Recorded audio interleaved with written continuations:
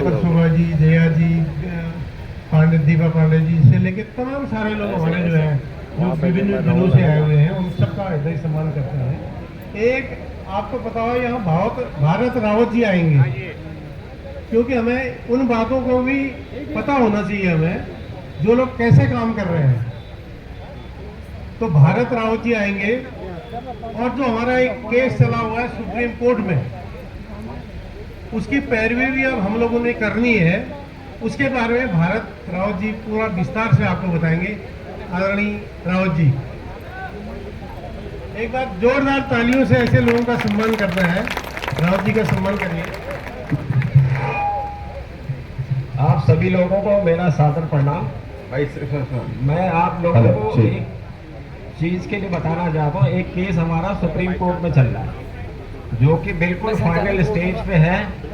पिछली हियरिंग में जज साहब ने सरकार को कह दिया था कि आपने इसको कैसे लागू करना है हमें बताओ, लेकिन सरकार ने उसको दबाव डलवा के हमारा केस रेगुलर हियरिंग में डाल दिया है। रेगुलर हियरिंग का मतलब है 10 साल लगे, 15 साल लगे, कोई पता नहीं है उसका कब आवारा होता है।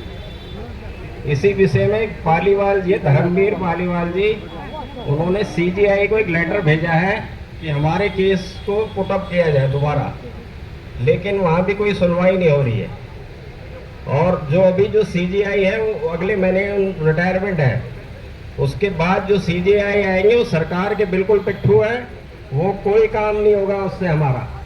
इसलिए अगर कोई भी सुप्रीम कोर्ट में किसी की कोई थोड़ी बहुत जान बचाना हो जो उस लेटर को पुटअप करवा सके, तो सभी लोग इस विषय पर भी ध्यान दें। अगर किसी का कोई आदमी सुप्रीम कोर्ट में हो, किसी भी डिपार्टमेंट में हो, तो उस लेटर को पुटअप करा सकते हैं सीजीआई के पास, ताकि उस पर कोई ना कोई एक्शन हो। बस मैं तो यही कहना चाहता हूँ कि हमारा बिल्कुल फाइनल स्टेज पे वो केस है, ऑर्डर हो रहे बाकी है उसमें जरा। धन्यवाद, आप सभी का एक बार धन्यवाद।